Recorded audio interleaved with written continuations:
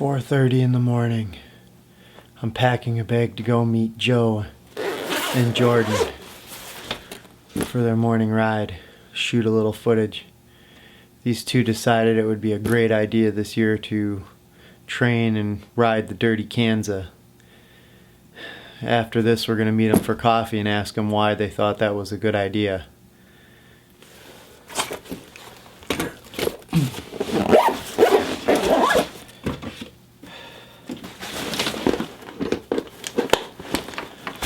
All right, let's go.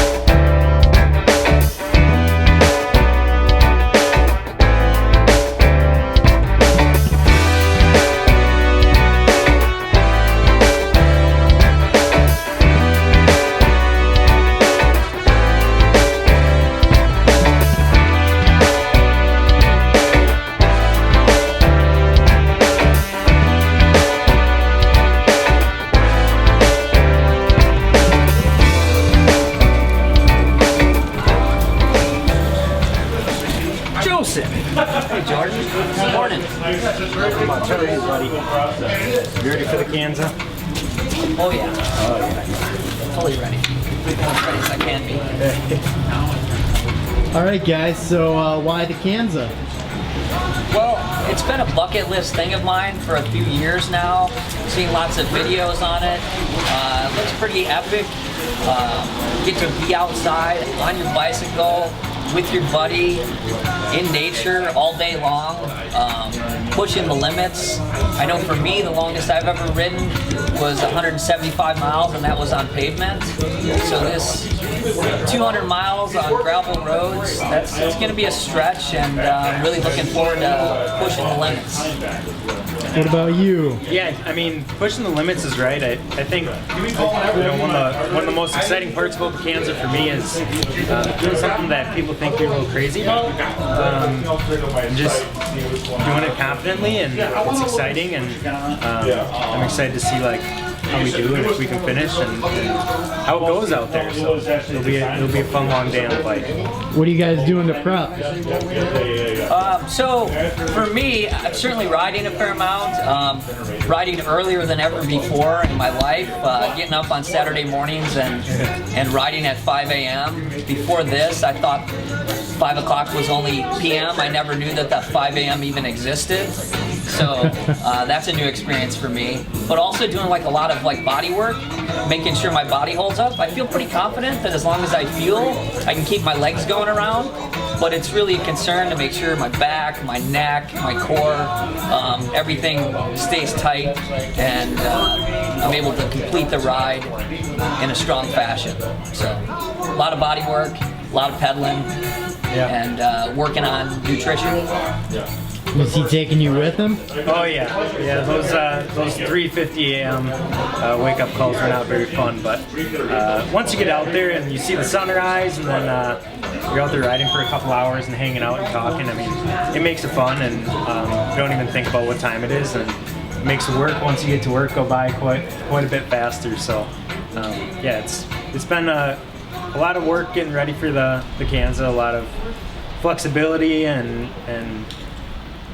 nutrition, losing a little weight, and it's been tough, but it's been good. So Good. What's the strategy? So, strategy for race day will be to make sure we have all of our gear to get to the first rest stop. So, making sure that that's all tight and right is a key. Then also, I think going out at a controlled pace, but not being afraid to go, fast. We'd like to click off that first 100 miles fairly fast to give ourselves like a cushion for the second 100 miles. Yeah. So, and I think if we can take advantage of some drafting as long as possible, that'll help. Drafting makes a huge difference. So even when we're riding just the two of us together, if there's times where we're doing that, we're going to really try and work together and kind of share the love into the wind. That's a big strategy.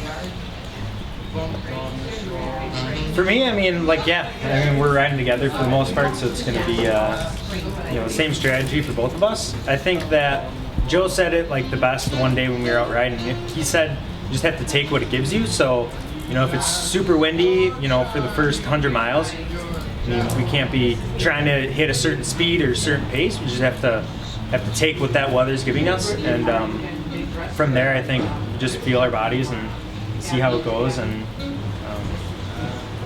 try to pace it out. One of the 100 miles will be a little faster than the other, and whatever we can do to get us to the finish. So. Yeah, and I'm sure something will go wrong. I mean, it's a 200-mile ride. We can't control the weather. We can't control flat tires.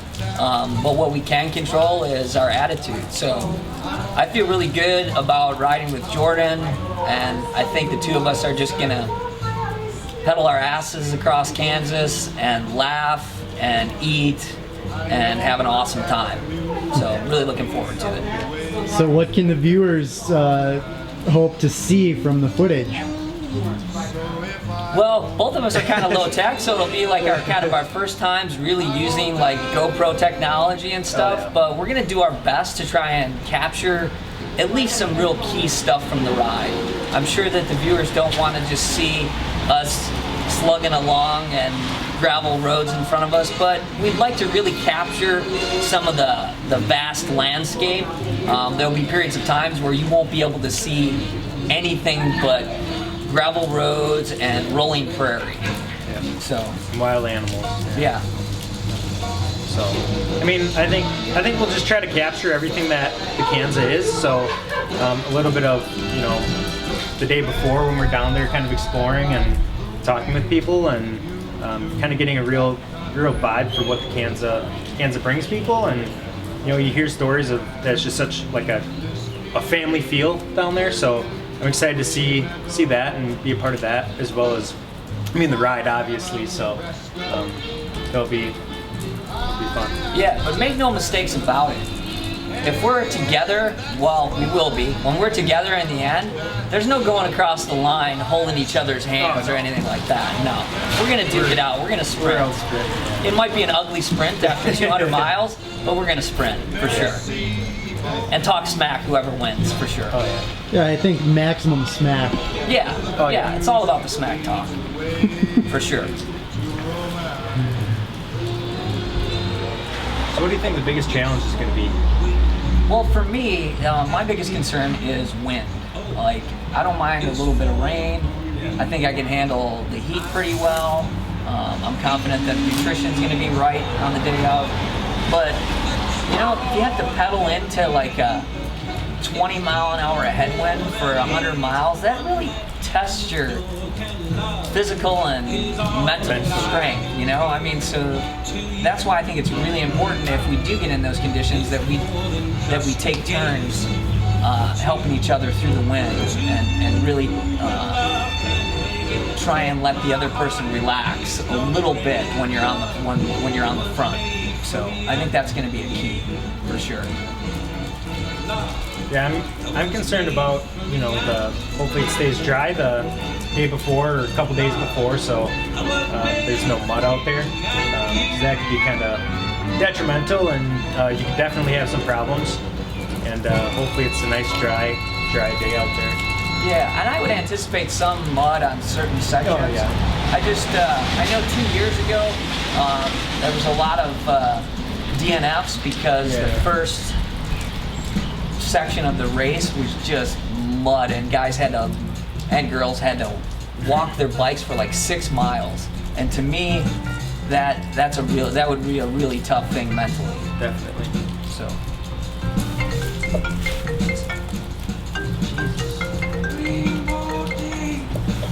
So what's the next thing we're going to see out of you guys that has to do with the Kanza? What are we going to do next? Well, so we want to go over like the gear that we're using, the bikes that we selected, our tire selection, how we're gonna hydrate, what we're doing as far as like bags to carry gear. It should be kind of interesting. You know, we're using pretty similar strategies as far as how we're carrying our gear, but slightly different bikes. So it'll be kind of fun. Products, Yeah. you know, on top of that. So Yeah, it should be cool for people to check that out. yeah. And then what can we expect from the race? A good recap? A good carnage recap? Oh yeah. Oh yeah. A good overview of the troubles or successes we had. So Yeah. it'll be fun. It's a new experience for both of us, and it'll be really fun to share the day with everyone. So we look forward to talking to you real soon and showing you our bikes and our gear selection for the Dirty Kanza. We'll see you soon.